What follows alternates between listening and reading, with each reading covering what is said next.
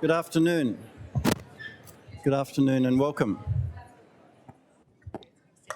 I'm just going to do the tedious stuff to start with. Two things I need to tell you. Toilets are downstairs on level 1 on the other side of level 1. And afterwards, when we finish, drinks and food are downstairs on level 1. So after the action here, the action is down there. Good, done. My name's Simon Rice. I'm an emeritus professor here at Sydney Law School, and until last year I was Chair of Law and Social Justice, which is relevant for reasons I'll explain in a minute. So I'm here to welcome you. Just earlier this week I got quite an upsetting email from a cousin of mine who was still circulating part of the No campaign misinformation from last year. And my reaction was varied. But one thing I thought of straight away, this is very loud, one thing I thought of straight away was, and that I wrote back to him was, it was fundamentally disrespectful. It so showed a lack of respect. You could vote no if you wanted to, but you could do so respectfully. And respect for me is a really powerful and a very elusive idea. And I'm not going to talk at length now about respect. I'll leave you to think about what it means when we pay respect. The Respect at Work report is a large part of what Regina and Shamila's work is about. And we commonly, and I will now, pay respect to the Aboriginal owners of this land and ask you to think about what it means to show respect. To the Gadigal, whose land is to the east of us, to the Wonyi, whose land is to the west of us, and to the Kamigal, whose land is to the south of us. We are at the intersection on the hill. Of course, the colonists grabbed the hill, which looked down over Kangaroo Flats, and it's still Aboriginal land, and we acknowledge and respect the traditional custodians of that land. I'm not going to say anything about non-disclosure agreements. We have a very eminent and much more knowledgeable panel than I to do that in a minute. I'm going to tell you briefly about how we come to be here. I was for many years a practitioner in community legal centres and did as we do as practitioners, dealt with what was in front of me at great speed, enjoyed what I was doing, moved on to the next matter, half a dozen in a day, leaving behind a whole lot of really interesting unanswered questions that I didn't need to answer at the time. And then I became an academic, ostensibly to go back and understand what I'd left behind, to dig more deeply into those questions that I'd left unanswered. And I did. As an academic, I came to understand, in fact, I came to understand anti-discrimination law much better than I had when I practiced it, which is somewhat embarrassing. One thing that dawned on me very early on as an academic was that essentially it's your job to sit and think. What a privilege. I was being paid to sit and think. Now, it's more complicated and limited than that in many ways. Things get in the way of that kind of deep thought. But that's the privilege I discovered as an academic that enabled me to reflect on what I'd done in practice. And so I had this aspiration for many years to share that opportunity with people still in the field, to give community legal centre workers that opportunity to stop and think deeply about what they've been doing and to turn their experience into something that would, in a more lasting way, benefit their clients, the sector and the community. And so with the backing of the Sydney Law School and the help of the Kim Centre Memorial Fund and the advice of a Social Justice Advisory Committee, we established the role of Social Justice Practitioner in Residence. Regina and Shamila presented as a job share proposition for that, and we were very happy to give them the opportunity. And boy, did they take the opportunity. They took it and ran with it. Within days of being here, they were knocking on colleagues' doors, they were having chats and coffee, they got human ethics research approval in record time, and, as I say, really took that opportunity. And I saw it happen. They sat and they thought deeply. They took a bit of time out, and the fruits of that time out is the report that we're here to celebrate. it validated for me the worth of creating this opportunity for practitioners to stop and think and turn their knowledge into something useful. So I'm very grateful to Regina and Shamila for having led the way in this social justice practitioner in residence and the product. That product is about to be launched by an old friend and colleague, a colleague in practice, in discrimination law, in academia and in human rights, formerly Director and Principal Solicitor of Kingsford Legal Centre, Dean of Western Sydney Law School, and now Australia's Sex Discrimination Commissioner. Could you please welcome Dr. Anna Cody?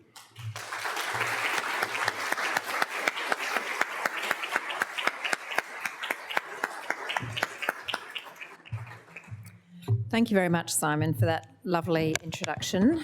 And I also would like to begin by acknowledging the traditional owners of the land that we're on, the Gadigal people of the Eora Nation.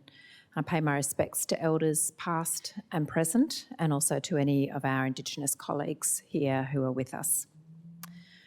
So I'm going to talk a little bit about how we have reached this point, and I'm absolutely thrilled to be able to launch this report today. So we know from the 2022 National Survey on the prevalence of sexual harassment that 1 in 3 workers experience sexual harassment in the last 5 years, and that these figures are even higher for some industries and for some groups of workers.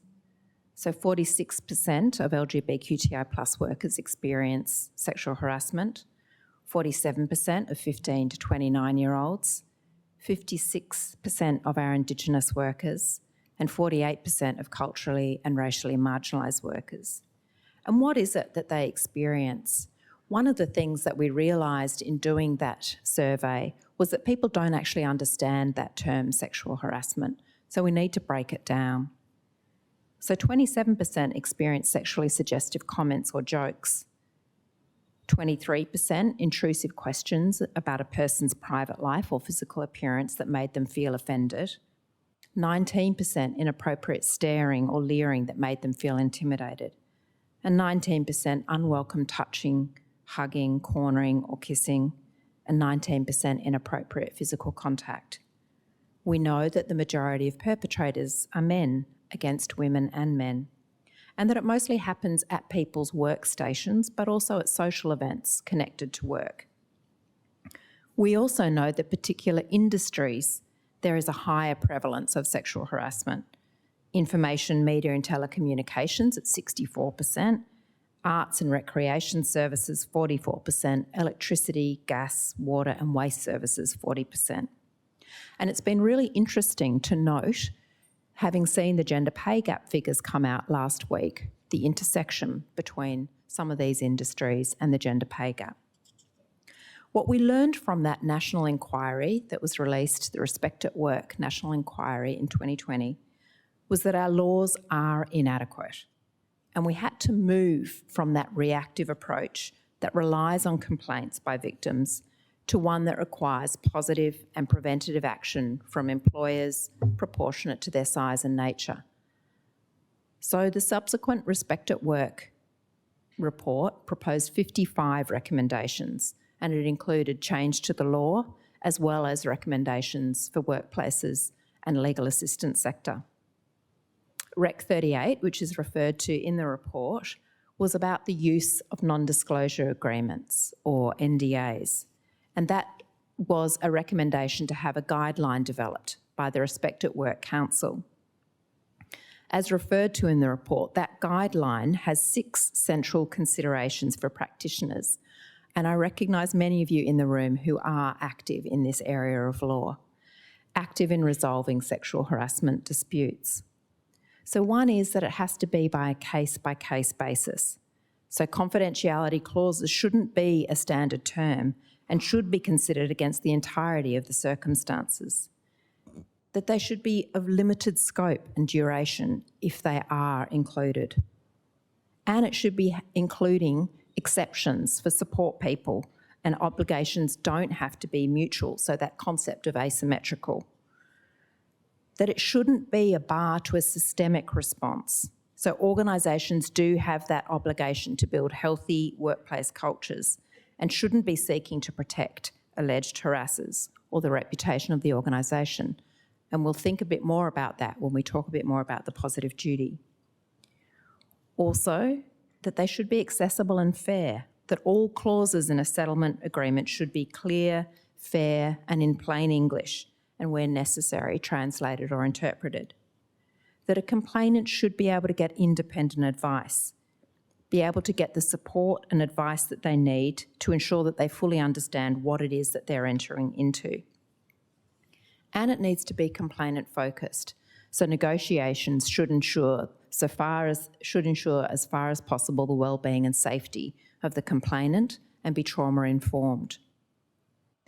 This report that we are launching and discussing today collects some important data and analyses it in the societal context of gender inequality and social harm.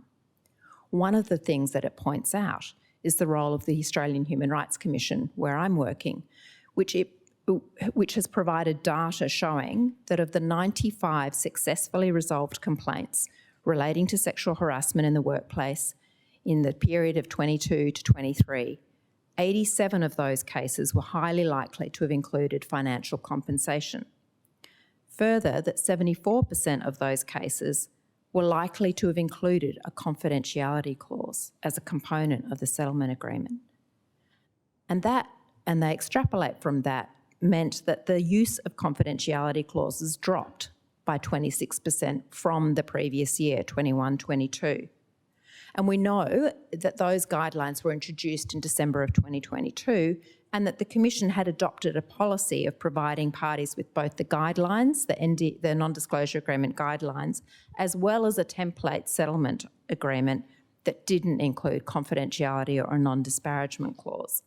So it does appear that that change in behaviour had some impact on the use of NDAs. One of the other parts that I was particularly interested to read about in the report, and perhaps reflected in the ways in which particular groups experience sexual harassment at a higher rate, is the Speak Out survey that was conducted in the UK. And it found, one, that 95% of people who've signed an NDA experience negative impacts on their mental health. And it's because they can't then talk about their experiences, which can be a really restorative process. Further, that study found that women of colour are more likely to have signed an NDA than their white counterparts. So as it referred to in the report, we don't have the equivalent Australian data, but it would certainly be a very fruitful area for future research, given that we know that the local rates of sexual harassment against women with disability, our First Nations workers and our LGBTQI+ workers are higher than the general population. What we can see with the use of NDAs is how it entrenches the silence of those victim survivors. And it also means that we don't have that systemic response to the societal issue of sexual harassment. So the report raises the very interesting and important question of how this interacts, the use of NDAs with the positive duty.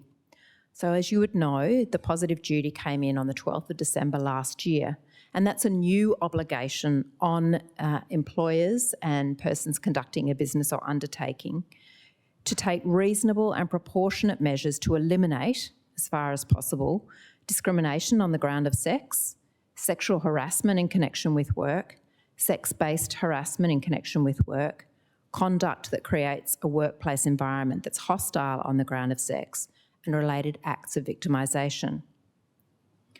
So under that positive duty, the liability for sexual harassment is no longer falling only on the complainant.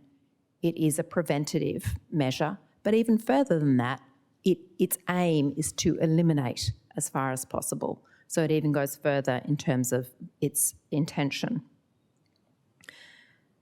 The Australian Human Rights Commission has issued a range of materials to assist employers in understanding what this means, including a compliance and enforcement policy And one of the things that it refers to and how it will decide which compliance action it's going to take and against which employers is vulnerable workers and particular industries where there may be a higher prevalence of sexual harassment. So the use of NDAs and how this intersects with positive duty is a really interesting area, and certainly one that I'll be exploring more fully with the teams at the Commission. One of the other things I wanted to highlight, another finding of the research, which has been reported quite widely by the Law Report, Radio National, you've done really great work on your communication strategy, was that 69% of applicant lawyers and 79% of respondent lawyers had never reached a sexual harassment settlement without a strict NDA. So that's a really concerning statistic. The other interesting part, which I think is also worth exploring further if we're serious about trying to deal with the use or overuse of NDAs, is our ethical duty as lawyers. And the Victorian Legal Services Board have issued some guidance for lawyers about what is proper advice when reaching a settlement. So requiring any lawyer who is representing a client to carefully consider what their best interests are. Is a confidentiality clause useful?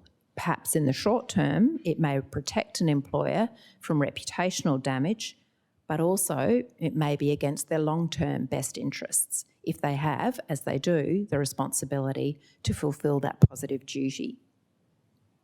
We know that perpetrators of sexual harassment continue with sexual harassment rather than stopping after one person. So it may not be in the employer's best interests to actually settle and include that NDA. So the other questions that the report raised for me are, is there further room for legislative change? What is the room for employer initiatives in this area? And also, what role can I have in terms of the public service and how the public service has interpreted this? One of the things that we will be doing at the Commission in the sex discrimination team is a consultation process over the 24-25 period, which is called Speaking from Experience, and it's a further implementation of one of the other recommendations of the report. It's a consultation process that we're conducting across Australia, and particularly looking at the experience of LGBTQI+ workers, First Nations workers and workers from culturally and racially marginalised backgrounds. We want to hear their stories, partly as a restorative process, but also to see what remains, what else do we need to do to change, what resources do we need to create, and what are the areas that still are resistant to systemic change. NDAs is one of the issues that we want to be exploring through that consultative process. So I look forward to informing you about how that process goes and what are some of the findings from that. So I'm very, very pleased to be able to launch the report tonight. Congratulations to the Redfern Legal Centre colleagues and HRLC colleagues, Regina and Shamila, who have done some fantastic work.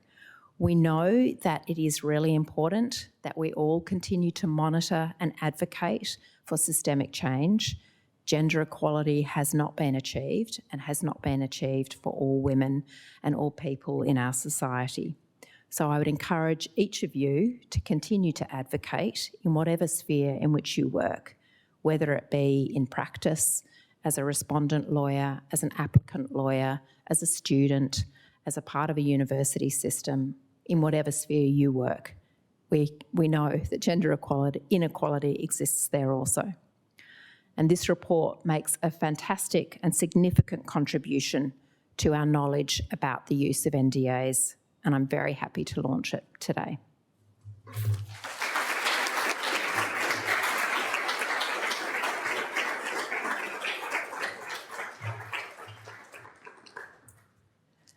Thank you, Commissioner Cody, for those very warm words.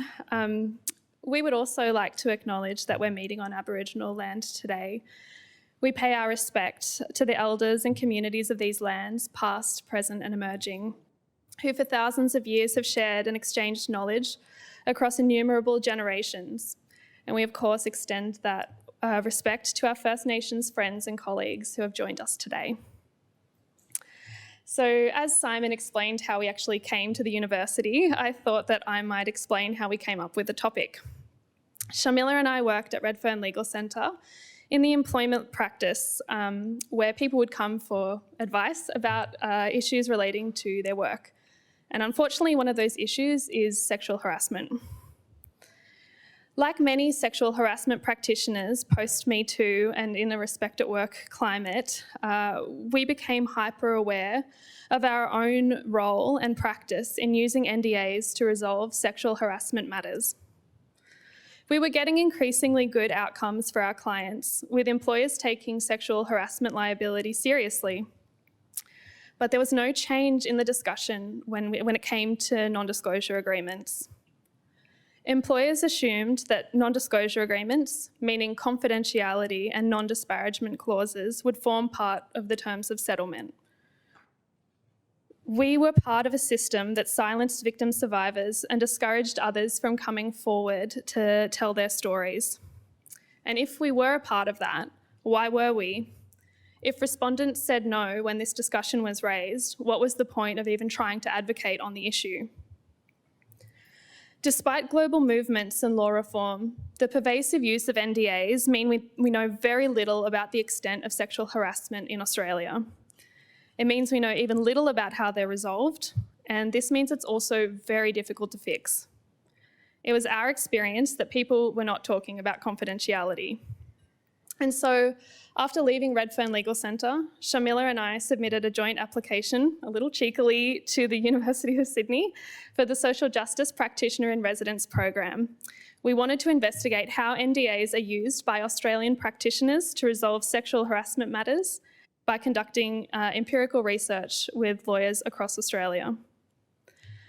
Our work is predicated on the AHRC's Respect at Work report, where NDAs were identified as being sometimes harmful and counterproductive by silencing victims, concealing behaviour of harassers, and inhibiting oversight of business leaders. Recommendation 38 of that report recognised that there needed to be guidelines identifying best practice and principles for their use. And a key feature of these guidelines was to do away with the long-standing assumption that NDAs are standard and that they should be the starting point in every negotiation. We wanted to investigate the impact of these guidelines that were introduced in December 2022, and we wanted to know whether they were working. So to do this, we surveyed 145 practitioners that self-identified as sexual harassment practitioners. So these were barristers, solicitors, and a couple of brave industrial officers as well. We also conducted qualitative interviews to dig a little deeper into settlement practices.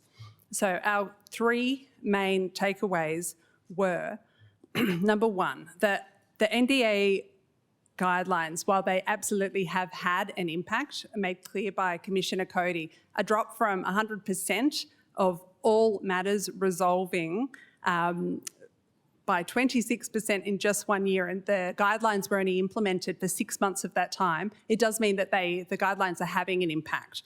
But our research found that as yet, they are not utilised as an effective tool. So 25% of sexual harassment practitioners hadn't even read the guidelines, and they're rarely provided to the other side in conciliations and negotiations. Second, also flagged by Commissioner Cody, 75% of the profession has never resolved a sexual harassment matter without the use of a strict NDA. And by strict NDA, we've understood that to mean blanket confidentiality, so no carve-outs for disclosure to support such as doctors or friends or family, and no time capping, which might mean at the end of employment, a period of a year, the confidentiality obligations expire. So the third takeaway was, and this I found really interesting, that NDA use is so entrenched that many lawyers don't even advise their clients that they have the option to not use one. So that was 30% of applicant lawyers, and half of respondent lawyers. So this begs the question whether lawyers are complying with their professional obligations to provide clear, timely advice so that clients can make informed choices in their instructions. The flip side of that same statistic is interesting and hopeful. So our research found that applicant lawyers who did seek to settle matters without a strict NDA do so routinely, and they're more likely to achieve a less extensive NDA tailored to the needs of their clients. So, next steps, what can be done? So this work was always meant to be research. It wasn't meant to be direct advocacy.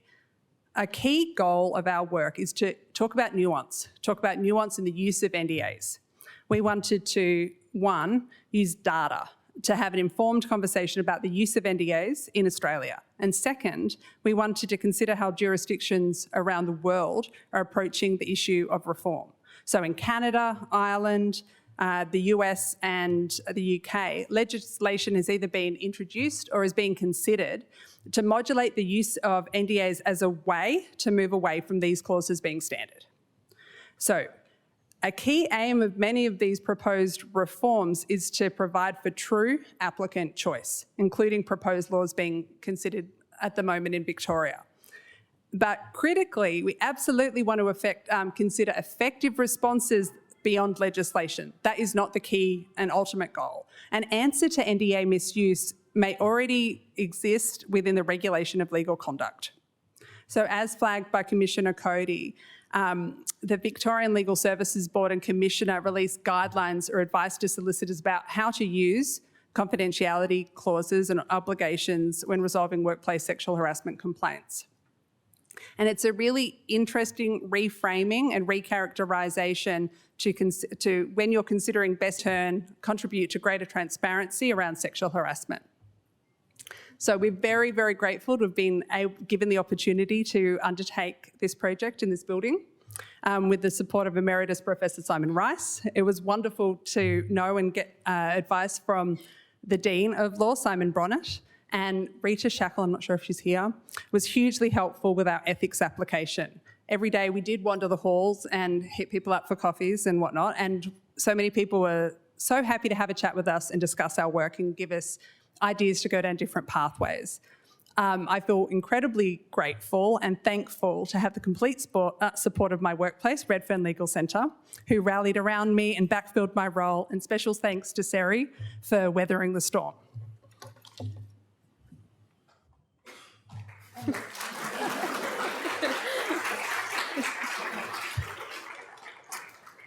He's going to hate that I'm going to say this, but Dr. Patrick Locke is the reason we have this research.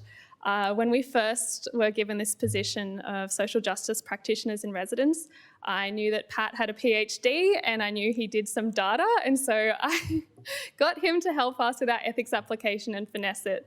So everybody who asks us at the law school and almost holds us up by our collar against the door, how did you get ethics approval? It's Dr. Patrick Locke, so thank you so much. This work could not have been done without the amazing research assistance of Erica and Juliet. You have both been so amazing to us in the research that you've done for us, in the assistance and just being on call. And especially Erica, the messages that we have exchanged over the last few days are so desperate. And I thank you so much for really rising and helping us when we had just probably reached exhaustion point on this project. I also want to say a huge thank you to Redfern Legal Centre, who I was with for a few years, working both with Sharmila and with Alexis Goodstone and the amazing Sam Lee and all of the lawyers there who really helped teach me the advocacy and help support this project as well. And of course, I thank the Human Rights Law Centre and in particular Kieran Pender, who isn't here, for all of his support. And he's nothing short of a media mastermind. So if you see us everywhere, it's because of Kieran Pender.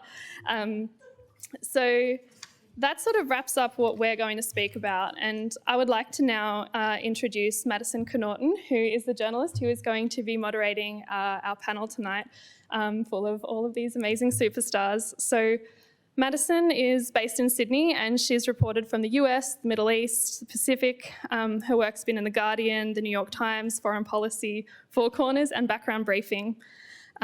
She was previously editor of the Saturday paper and was an inaugural Walkley Our Watch Fellow.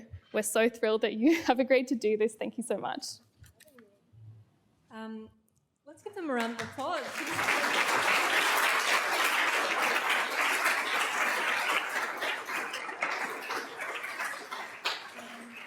Welcome, everybody, and thank you for being here for the launch of this report, which I'm sure we can all agree is really important research and really timely research as well. As Regina said, I'm a journalist and an editor, and in that work I speak a lot to people who've experienced workplace sexual harassment and sexual abuse in institutions and come across NDAs, fairly often. And, in the sense that they're probably one of the largest barriers to publication alongside defamation for journalists in Australia around kind of systemic abuse and workplace sexual harassment. So I read this report with interest, and I think everyone should do that as well if you haven't yet. It's really important work. We have an amazing panel tonight to discuss it. I will start with brief introductions for everyone, although I'm sure you don't need introductions. But starting down the end, we have Dr. Ray Cooper, Professor of Gender, Work and Employment Relations at the University of Sydney. Next to Ray is Mia Pantekis, is that right? Yes, I should have asked before, sorry. A partner at Morris Blackburn. Amanda Lyris is here as well, a partner at Clayton Utz, and of course Shamila Bargo, social justice academic in residence and senior solicitor at Redfern Legal Centre, and alongside Regina, the author of the report. Thank you all so much for being here. Yes, a round of applause again.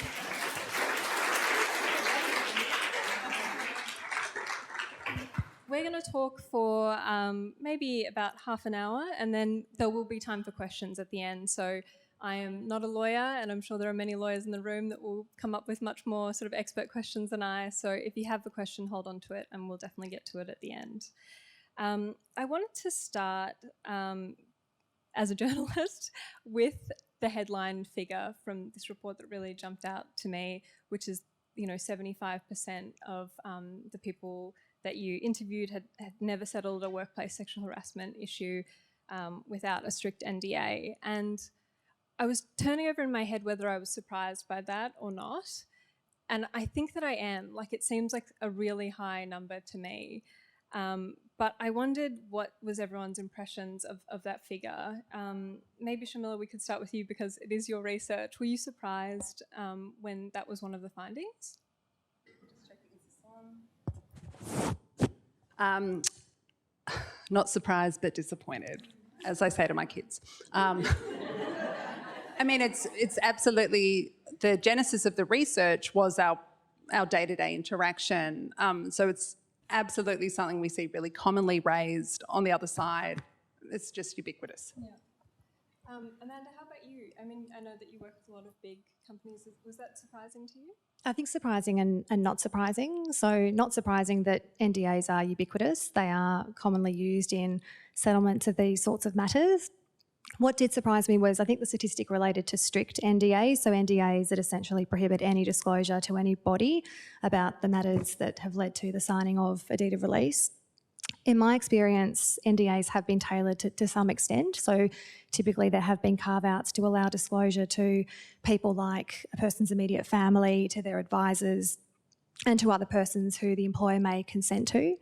I think we have gone on a journey in the last few years, particularly following the publication of the Respect at Work report following the national inquiry, and there is a greater appreciation now, I believe, of the impacts of this particular kind of conduct on those who experience it. And certainly best practice is shifting towards being more expansive in those categories of permissive disclosures, so allowing disclosures to medical professionals, supporting disclosures to regulators. So that's definitely been a shift, but I was surprised that that statistic applying to strict NDAs. And Mia, how about you? Was that figure something that felt like aligned with what you've seen in your work, or? I thought it was high. It's definitely doesn't align with my practice and caused me to think about what we can be doing better as a profession and advocacy around that, and any education we can be providing to practitioners in this space to sort of shift that concerning statistic. I agree with Amanda that I found the strict NDA part of that statistic really concerning, because in my experience, those carve-outs for doctors or immediate family or support people don't tend to be controversial, and are usually put forward by employers in their precedent deeds anyway. So yeah, it just caused me to think, why isn't there more of a discussion going on between the lawyers about these matters, and what we can be doing better in the profession? Ray, I know that you've said you're not a lawyer, but you have so much expertise in this area, and I just wonder, with that figure, that idea of the ubiquity of NDAs, how did that strike you, knowing what you do about how, you know, sexual harassment at work affects people, the environment that it occurs within? Was that a striking figure to you when you saw that? Well, it seems very high to me, but look, take anything I've got to say about NDAs with a grain of salt, because I'm not a lawyer and not an expert in NDAs at all. I think in the context where we know from, well, look, our work and the incidents reports of the Commission, you know, any body of work on sexual harassment is that, as Commissioner Cody already said, it's ubiquitous. But also a lot of our qualitative work suggests that it is very unlikely that people actually make a formal complaint or talk to someone about it, let alone get to the point of settling or an NDA. So I think my expertise and my research knowledge is at the other end of the spectrum rather than at the end. But still, that does seem like a very high figure, particularly for very strict NDAs, as Mia's just said. So, what is the figure for how many people actually report who've experienced sexual harassment at work? it's about, Commissioner Cody's going to help me here, I think it's 1 in 5 actually make a formal complaint. A very large proportion of people don't talk to anybody about it, don't seek any advice. Our research suggests that a great number of people are working in a situation where their experience is either silenced or minimised. So there's a culture that sits out there in many, many workplaces that doesn't require or doesn't encourage in any way people even having a conversation about these things at work, or being able to name and identify the behaviours that are sexual harassment at law. Yeah. Yeah, I think that culture of silence comes through a lot in the report as well. Amanda, I wanted to ask, the report shows that, you know, the ubiquity of NDAs is really prevalent. You help businesses set up processes to try and eliminate sexual harassment. I'm very curious what your experiences are with employers in implementing these changes, of presenting them with the guidelines, sort of educating them about changes to NDAs. Like, are they open to things like capping time, confidentiality, or you know, encouraging carve-outs for certain medical practitioners or things like that? Or are they still like, we want strict NDAs? I think employers have gone on a journey, and I think that I'm certainly seeing boards and management take sexual harassment matters far more seriously. Disciplinary action is far more decisive. I think if we look back even 5 years ago, there was certainly a number of circumstances where you may have seen these sorts of issues be swept under the rug, and, you know, senior people in an organisation in particular get away with it. But there has been increasingly a recognition that that doesn't align with the expectations of internal and external stakeholders. And I am seeing much more decisive action in that space. In terms of the use of NDAs, as I said, you know, they are still commonly used. I think that there is a recognition that they need to be more tailored, and I think that's where we can make a real difference here in the education piece around that. So bringing to people's attention the fact that these are clauses that can be negotiated. They're not standard clauses that need to sit as they are in a document. Time barring is an interesting one. I don't think I've traditionally seen deeds, you know, say that what is confidential will not be confidential after a certain period of time. So I think that would be a shift in the profession to adopt an approach like that. Shamila, is that something, the time-capped confidentiality, is that something that people were aware of when you were doing the qualitative interviews with them, that that's an option? One of the interviewees actually said he considered it to be standard practice. So standard practice is different to many different practitioners, and that we thought that was really interesting, because you do what you know, you do what you think is normal. And so standard practice at least by our data, is indicating the use of strict NDAs, but there does appear to be quite a bit of variety in the actual implementation or the use of NDAs in settlements. It's interesting, there's a lot of silence around sexual harassment. It seems like there's not a lot of talking amongst lawyers about what is standard practice when it comes to dealing with settlements of sexual harassment. No, I agree. Mia, you've had a lot of success in achieving really significant settlements for employees that have been harassed at work. I'm curious about sort of the importance of NDAs to victim survivors and the significance of NDAs in their decision around making a settlement.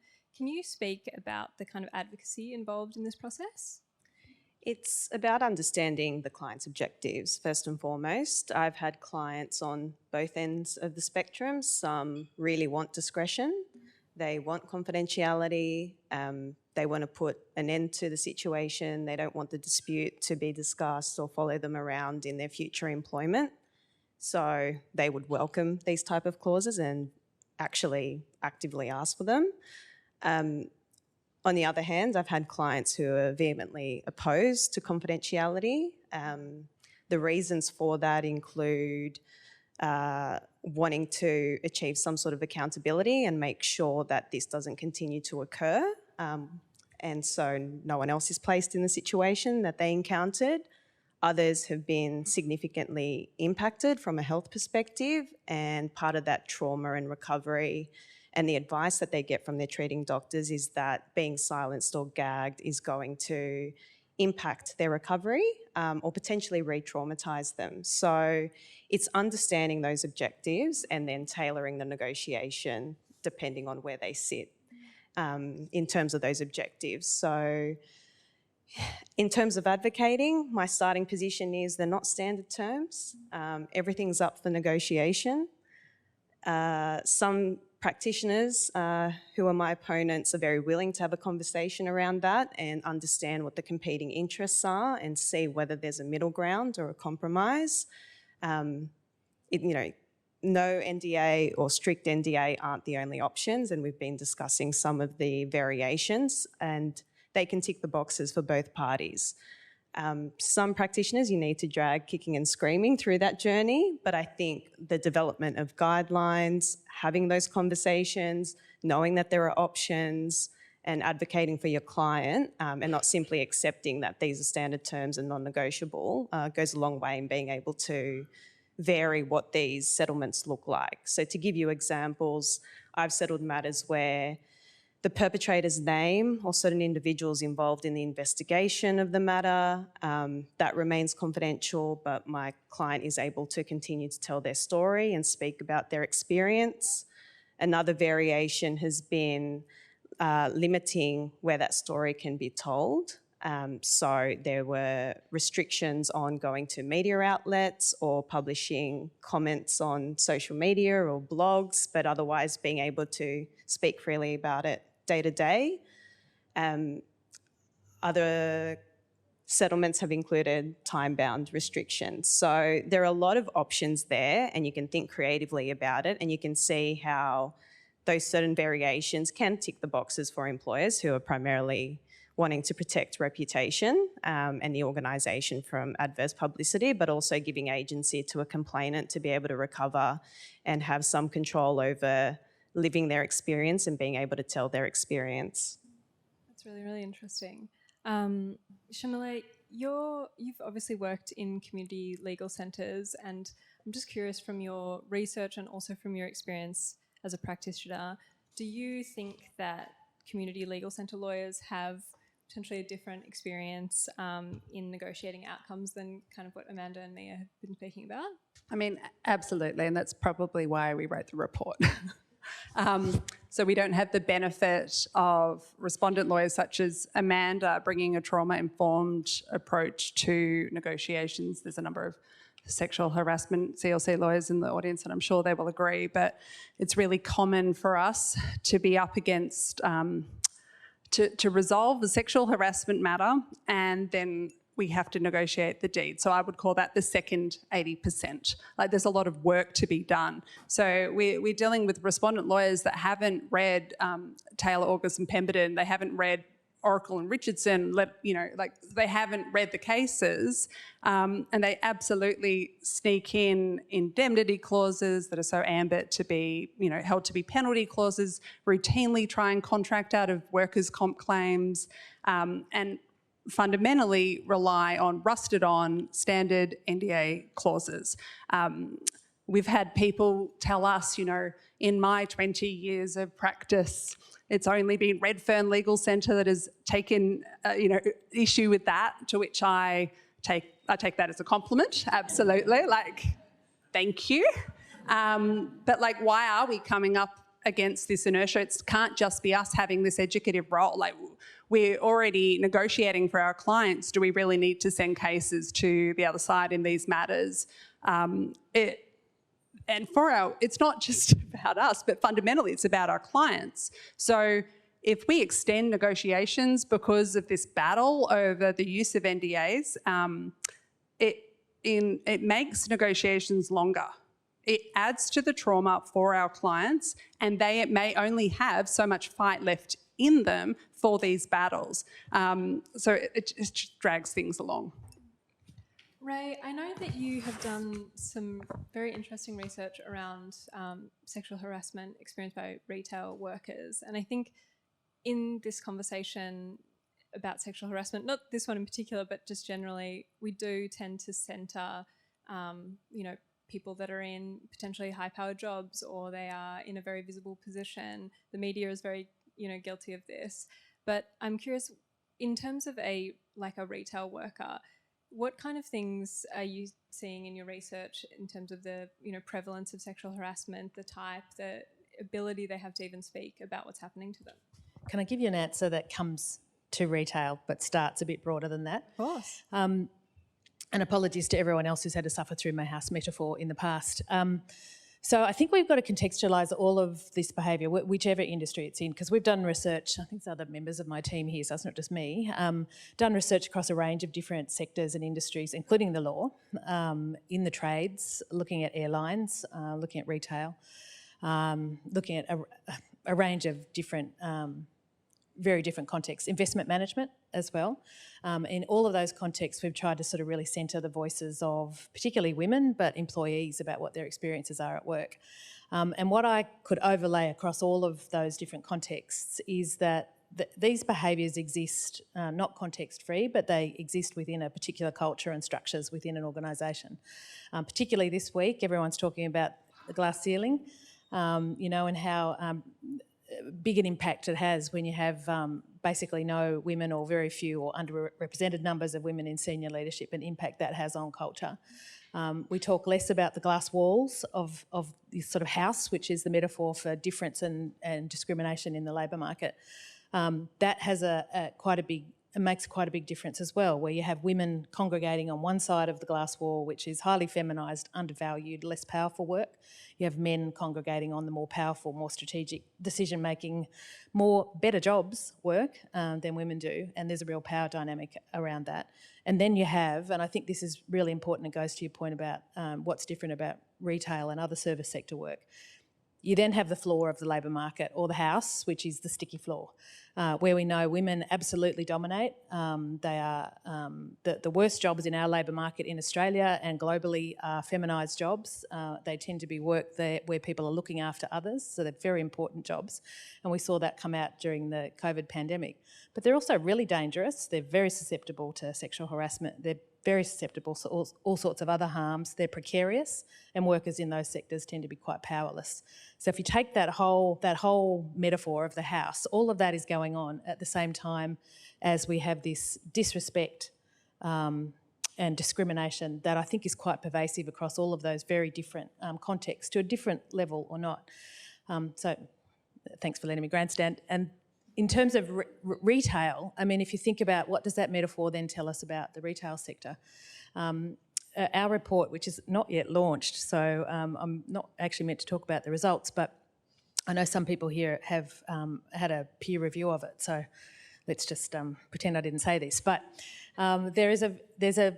it is very high prevalence in the retail sector, and I know that Commissioner Cody's looking at retail, as are some of the other significant stakeholders around the labour market, because it's so risky. We found that it's incredibly risky for young people, which is a big problem because it's one of the biggest employers of first entrants to the labour market. It is a very risky place to be a young woman in the retail sector. And it's almost as though, as a retail worker, that risk comes at you from all sides. So it's a very highly pyramidical sort of structure, if you like, where men run the organisations and women are the majority of people on the floor. It comes from higher up in the organisation, comes from peers. There's also a very serious problem in service sector employment, particularly retail, around customer perpetrated sexual harassment, and about half of all sexual harassment that we looked at, looking at 4 different data sets, including commission data sets, our own data sets and our own surveys of retail workers, suggests that about half of the sexual harassment that happens there happens from customers. And we see that as being quite driven in lots of ways by the norms around those workplaces, where on the one hand we're told you should be safe, you should enjoy your work. On the other hand, the customer is always right. And so our report, which is going to be launched soon, is called Just Another Day in Retail. Because it's almost, it's just hourly, daily experience of, from up here, from that way, or from customers of that experience of quite pervasive sexual harassment, particularly for young women, and all of the other risk groups that Commissioner Cody talked about. So sorry to talk for so long, but in different ways, that plays out in different ways. The norms and the structures in particular industries, particular workplaces, really drive a particular form of behaviour. I think the one thing that's common is that metaphor, that house exists in all of our workplaces. We need to do something to get rid of that across all of them. Yeah. I think that also reflects what Commissioner Cody was saying, that there's that, 1 in 3 people have been sexually harassed in the last 5 years, but if you dig into that and look at certain groups, certain industries, it's more prevalent. I think that's really important not to lose sight of that it's, there are areas where there's, real risk and less sort of power, I guess, to act against it. I think that the interesting thing about NDAs is that we hear a lot, as a journalist, I hear a lot about the bad parts of NDAs. And I haven't really heard too much good about them, but that's from people who obviously want to come to a journalist and speak about the impact it's had on them. So I'm curious, Amanda and Mia, what do you think about what the function of NDAs are in settling sexual harassment matters? What is their role? Are they good to have in the mix? Is it something that actually needs to be there, or is it something we need to rethink? I think it's case by case, as Mia alluded to. So in my experience as well, there'll be situations where complainants will want them for various reasons. They don't want to be re-traumatised by having people in the workplace talk about the issues. They want closure. They don't want their professional standing to be impacted by other people knowing about those issues. So they certainly play an important role there. And, all of the recent jurisprudence is around taking a complainant-centric approach. So what are the complainant's preferences and taking those into account, and that's really important. They play a role sort of more broadly. Employers, obviously favour them because they assist in managing legal risk, at least in the short term. We've seen a number of cases in the media where, the respondents in these sorts of matters have brought defamation actions against, individual complainants and employers. There is sort of reputational damage that can go with these allegations when they're made public. So employers, bear in mind those legal risks. As we've sort of alluded to, there are longer term risks when you don't address, the underlying behaviour. And I think there's a greater appreciation of that now in terms of, what are the risks that persist in a workplace when aggressors are not appropriately managed and dealt with. So the scale is starting to tip a bit there. But I think they do still have a role. I think the issue is ensuring that they are appropriately tailored to the situation. In some circumstances, I am seeing that they're not included at all. So some employers will take the position that we don't enter into confidentiality clauses anymore for these sorts of matters. Usually, some at the larger end of town. And of course, we see other employers who will routinely use them in a more rigid way. But I think the key here is really thinking about what is appropriate in the relevant circumstances for the parties involved. Yeah, I agree with that. I think an outright ban would remove agency from complainants, and there needs to be that choice because in some instances that's what they want. They value discretion. What we need to do is limit how they're used or misused rather. So when they're used to silence victim survivors or conceal systemic issues in a workplace that leads to these toxic cultures. And I think with the positive duty, as Commissioner Cody was talking about earlier, we will start to see more of a transformation around how employers view NDAs and I'm interested in your view on this, Amanda, as respondent lawyers are providing more education to organisations about what they need to be doing to comply with that duty. I think the intersection with NDAs is going to crystallise and we're going to start to see a bit of a transformation in the way they are presented or negotiated in settling sexual harassment disputes. I think the positive duty has been quite powerful in that sense because it's now an enforceable duty and people are paying more attention to the need to ensure that you are managing your risks, you're managing your culture in the organisation, leadership are across the issue. It's certainly narrowed the focus on these issues.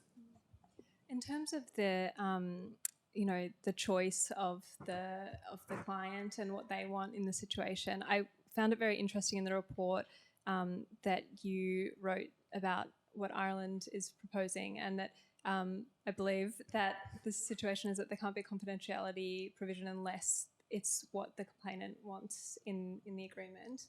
I thought that was very interesting. And do you see what Ireland's doing as best practice, or is there other models around the world that you think are best practice for how to act in this area? I understand that Irish legislation is still being considered, but the model being proposed absolutely is focused on true complainant choice. There's very few jurisdictions in the world that are talking about bans. There's a couple of states in the USA, but largely there's a whole raft of legislation that has been implemented by the advocacy campaign Can't Buy My Silence, championed by Julie McFarlane and Zelda Perkins. And I would consider that legislation to be best practice, and it has so there's legislation through provinces of Canada, and it's being discussed in the UK and in Ireland, but the centre point is never to take away choice from an applicant, but it's to inform that choice and to add nuance and to potentially limit restrictions in a lot of the ways that have been canvassed otherwise on the panel. Ray, you studied how employees and managers experience and manage sexual harassment. What do you think are the different key pressures on workers and managers in relation to formally reporting matters and potentially settling them? That's a big one. So I think for employees, I think one of the biggest pressures and challenges actually is lack of power and shame, and a sense that the experience that they've had is something that is very embarrassing and something that's mortifying for them at work. And it's a very traumatic experience that we know all of the research evidence says that it has a very significant impact on people's well-being, people's capacity to want to stay employed in a particular place, their ability to go to work, illness, a whole range of other things. So I think it's, fear and shame is a really, really big one for particularly in the sectors we've been looking at lately, which is very young people who also don't have the information, don't know where to go, and are working in a context where there are very few accessible resources in the language that they use. It's not in a consistent place in lots of instances where there is a different process in different organisations according to who the perpetrator was or where the offence happened, that the training is tick a box, online, done at the commencement of employment, so they actually don't know where to go or what to do. So that's a mess. The whole entire thing is a mess, I think. For managers, I think it's really interesting. I don't think we have actually elevated the voices of managers and supervisors as much as we should have, and I think they're a really key stakeholder group who might intervene here and actually have a real capacity to make some change, particularly in the context of the positive duty. So I think we need to, like all of those things that I talked about for employees is there. The training is poor, the processes are bad, the data collection is poor, that is inconsistent by the experience, inconsistent across organisations. But there also appears to be very little, very targeted. There are some differences. There are some very good employers who give very targeted advice to team leaders and managers about how they should take on this work. But I've got to say, our research, which was done just last year in focus groups with managers, suggests that those people who take action and take quite decisive action and really take pride in a way of dealing with challenges for their team members and staff, do that in their own time. They do it with their own resources. And I've got to say, they also tend to be middle-aged women. And it's adding just a little bit more of that emotional labour on a certain group in the workforce, often people who've experienced this themselves in the past and they know the harm that it can cause. So they're not necessarily, it's sort of like a self-resourcing thing that is another piece of work that women are doing in the workplace to try to fix a problem that seems to not be going away. Do you think that personal experience is driving the desire to want to handle these things better than maybe it was handled? That's what many of our focus group participants talked to us about, and talked about having had the experience to the point where they can spot, particularly with customers, they can spot when something's about to happen. Some really beautiful quotes in our report about how being able to detect the vibe when it shifts, to know when some predatory behaviour is about to be on display. It's experience. But remember, in these sectors, as Commissioner Cody already said, for some workers, this happens every day. So it's not just something that happened 20 years ago to me, it's something that happens every week in these workers' and managers' experiences. So I think that experience, they've got a lot of experience with it, and I think those who've had terrible experiences are trying very hard on their own, initiative to try to do something to protect other people, particularly to protect young women and their LGBTIQ+ staff. Yeah. On that point, actually, the notion of shame is used so differently across different cultural groups that it came out in our interviews very strongly that certain migrant groups will want NDAs more than others, and that shame is central to all of this. So the way that sexual harassment is viewed in different communities will be born, we'll see that in the way that NDAs are used also. And to add to that, I think transparency can have rolling impacts through a workforce. So if people are talking about sexual harassment and talking about responses to sexual harassment, that can encourage other people to come forward about their own issues. Where there is a perception that nobody is talking about this, it's kept very quiet, people tend to put their own heads down and persevere. We're going to come to questions in just a couple of minutes, but I did want to ask Amanda, the report, let's talk about confidentiality, found many lawyers don't even advise their clients that not having a confidentiality agreement is an option in a settlement. I think it's 30% of applicant lawyers and 50% of respondent lawyers have never provided this advice to clients, was the finding. How do you approach, advising your clients about the terms of a settlement, particularly when it comes to this point of confidentiality? I think the reality is, unless you're practicing routinely in this area, you're across the guidance and you're close to what is best practice, you're probably not educating your clients in the right way. And I think that's a challenge across the profession when people may not be practicing in this space regularly and are then dealing with these matters. I think from my perspective, it's twofold in terms of how I deal with it with my clients. The first is an education function. So ensuring they're aware of what is best practice in this space, that they're aware of the positive duty and how that plays out in this arena. The second is making them aware of what are the risks and what are the options. So again, presenting them with the short-term and long-term risks of taking different approaches, considering the circumstances, considering the complainant's position on this and understanding what is the complainant's position, what are their preferences, who may they want to speak to, and being able to consider that further. So it's a role around educating, but also guiding around risks and options and ensuring that there isn't just one path that's presented. And just before we come to questions, I did want to ask Mia, the research asked practitioners about negotiation tactics, and applicant lawyers told Shamila and Regina about a suite of respondent tactics commonly used to decrease settlement amounts or eliminate them entirely. It's very interesting reading. You had a landmark win in the sexual harassment case last year with an award of $140,000 in general damages and $40,000 for the victimisation. Could you tell us about the respondent behaviour that grounded the victimisation claim? Is that kind of intimidation conduct common? It is common, and anyone who hasn't read the decision should do so. In relation to victimisation, part of the claim included an allegation that our client's manager, the perpetrator, had sort of groomed her over time by gifting jewellery to her. She worked in a jewellery business, giving her other extravagant gifts. And when we made the complaint, we were met with a response that she had engaged in theft and she would be reported to the police if she did not return those items that had been gifted to her. And secondly, they were trying to recoup her phone when she was still employed and just on sick leave.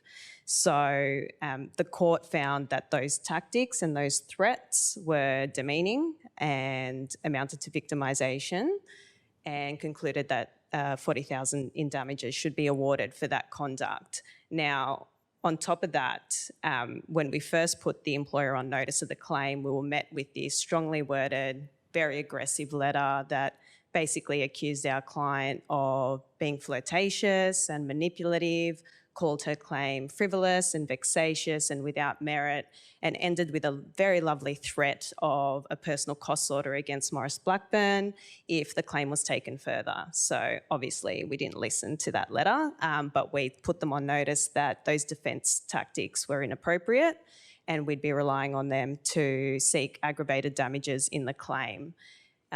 The court agreed with us. The court was pretty scathing about those defence tactics. They said the letter was vindictive, intended to intimidate, and making threats against solicitors personally was entirely inappropriate. And so that sounded in an additional $15,000 in damages. I think all of that is really interesting because I'm personally invested in it, and we had to live through those tactics, but they're really commonplace. They've been typical respondent tactics in the response playbook to sexual harassment matters. And I think this case sends a really strong signal and message to those practicing on the respondent side and advising companies that these tactics won't be tolerated, and it's really inappropriate to respond to sexual harassment matters in that way. I know so many CLC lawyers that have shared that judgment to respondents on the other side to alert them to their obligations. Amanda, what is that like to hear, having worked for a lot of respondents, like hearing that that's the behaviour of some other lawyers working in this space when it comes to something as serious as sexual harassment? I mean, I typically act for sort of larger corporates, and they tend to be more sophisticated, I suppose, in their approach to some of these issues. So I certainly wouldn't be behind any of those letters to Mia, as she will be able to attest. I think there is a disparity depending on, the size of the organisation, its sophistication, who is advising them, and again, that role that legal advisors play is so important in this space. And Ray, I was just wondering, in listening to what Mia was saying about the tactics that were being used, it sort of struck me that they sound a lot like what people do when they're trying to get people to not report sexual harassment at work. Did that strike you as well, the commonality between? Well, as I said, fear and shame and silencing and minimisation. That's why people don't, let alone settle or even get to be considering whether they want an NDA. Yeah. That's why they don't. Report it, because they're terrified, and I'm not surprised. Well, hopefully this report will go some way to talking more about, the harms that confidentiality causes, better practice that could be enacted, and, a more open conversation about how confidentiality kind of affects our understanding of sexual harassment at work. Questions? Would anyone like to ask a question? Just pop your hand up and we'll get a microphone to you.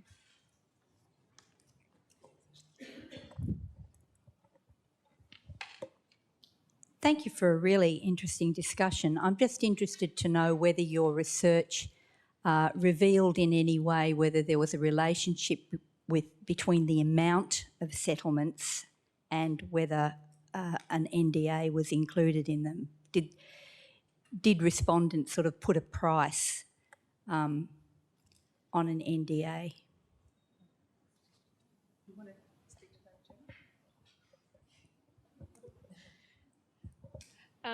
So it's certainly something that we're really interested in. We're wanting to benchmark these out-of-court settlements and try and match those, what is actually being paid for. Is it the liability or is it the confidentiality?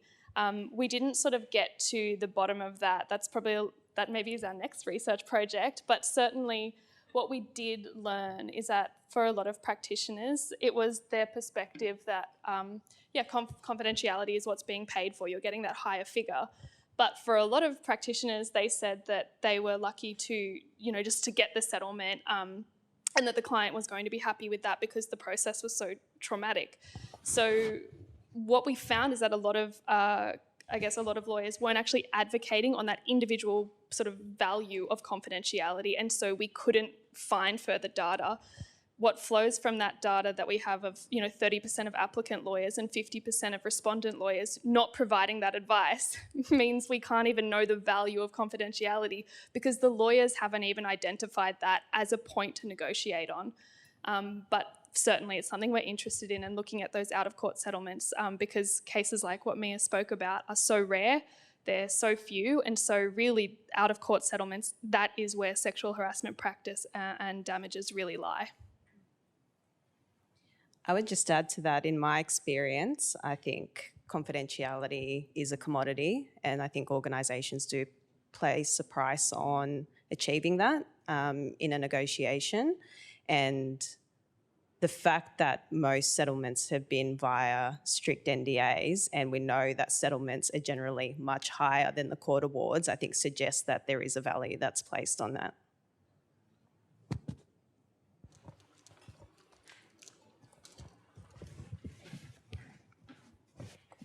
Hi there, my name is Jade Tyrrell. I have a question for the panel. It might be more suitable for Mia. I was just wondering, sort of given the nature of trauma, I wonder whether you have any experience of clients who might change their instructions over time.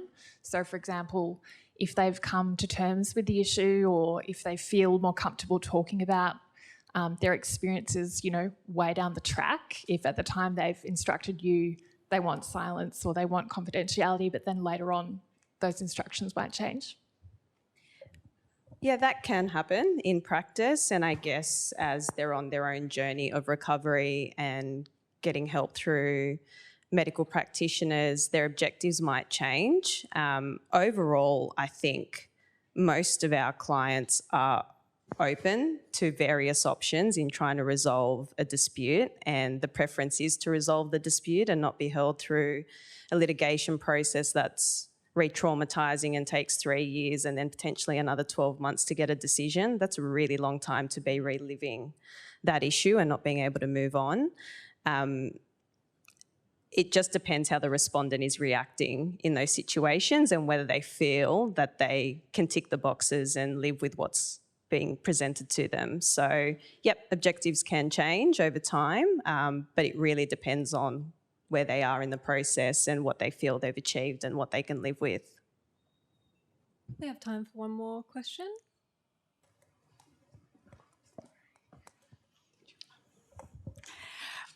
My name is Larissa Randleman and I practice in the area of employment discrimination. A comment and a question. I suspect the headline figure of NDAs, in fact, is higher because I think that many people who make complaints, in fact, are not represented by a lawyer, or they're represented by a lawyer who doesn't practice in employment discrimination law. So these provisions are standard in deeds of releases, and they apply not only to sexual harassment but to employment generally. And there's a very long-standing practice of these provisions. In a practical way, what usually happens is that you have a discussion about settlement, and then the last thing you do is you look at a deed of release, and by that stage everyone is so tired and exhausted, and the applicant is traumatised that it's difficult to focus on amending those provisions. And historically it's been very difficult to move parties from the standard position, and so applicants often get advised that it's going to be very difficult to reach settlement if you're not willing to agree to a confidentiality or non-disparagement clause.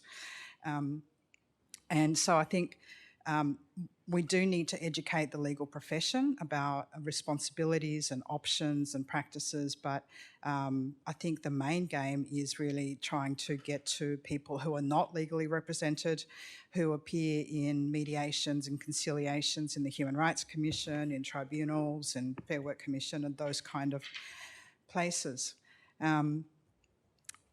Question, I'm really interested in how not having an NDA in a deed is capable of changing a culture of organisation where you have allegations of sexual harassment discussed at a board level, in senior management level, where practices of individual managers who were responsible for the conduct or were accused of the conduct, there can actually be a discussion about what might have led to that kind of conduct, what's being done about it, what training needs to be provided within the organisation, and that ongoing discussion about the culture of the organisation, which isn't able to occur if there's a non-disclosure in the deed of release.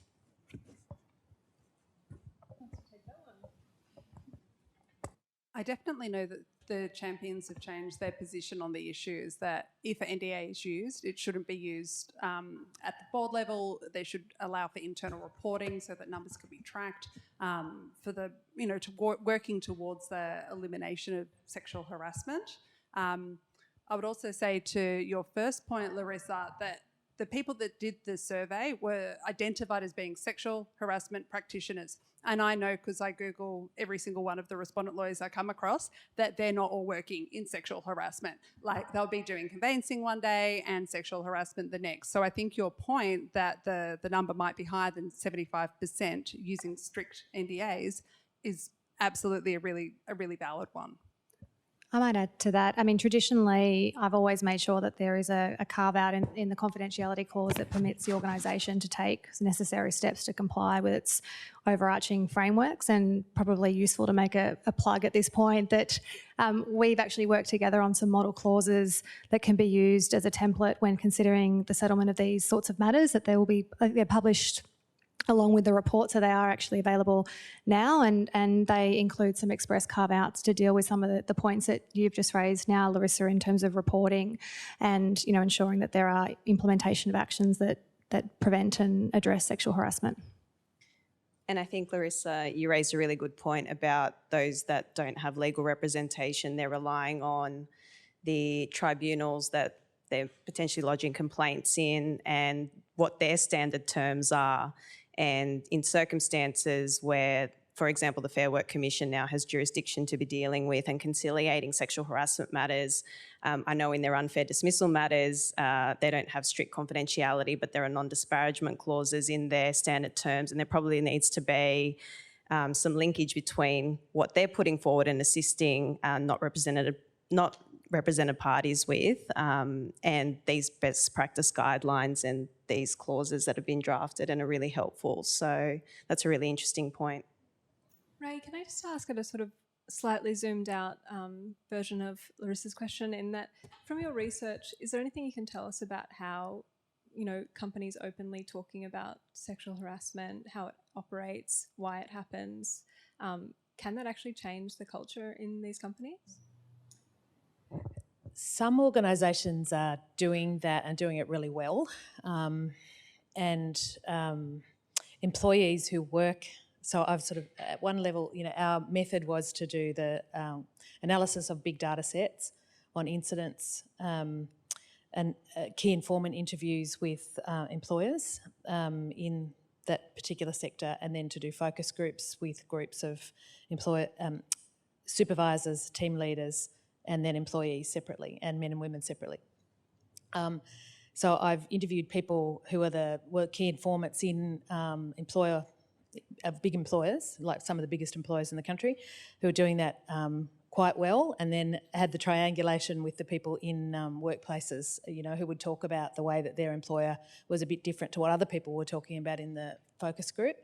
So I think certainly where there's a level of sort of straight talk about sexual harassment, particularly with young people, about what's constituted, what's unacceptable and what the process is to follow if you experience that. The young people talk about that as being a really positive thing so that they kind of know what they're doing and not being blind, but that's not common. And in fact, if any, where it had, do you remember the milkshake ads about consent? Could we forget? I wish we could, but so, you'd be unsurprised that so many of the focus groups talked about the milkshake ads, and that was sort of an analogy about the way that sexual harassment was spoken about in training videos, for example, at commencement of employment in induction, that it was sort of alluded to as a sort of a behaviour that was sort of not very good, not very nice, but never actually named, not really spoken about, or then brought back to real life in team discussions. But where there was good training, it was spoken about in the context that was appropriate for the work group, and also where the team leader or the manager was talking about it openly, checking in on people, making sure everyone was okay all the time. People felt a lot more comfort, and actually to the conversation we had about the shame factor, that was more someone else's shame that they had than the person who was the victim survivor of that behaviour. So I think it can make a very big difference, yeah. I think that's a good takeaway. Let's talk about sexual harassment. Let's talk about confidentiality. Could you all join me in thanking our panel, Dr. Ray Cooper, Iris, and Shamila, and obviously Regina Featherston as well. Thank you so much.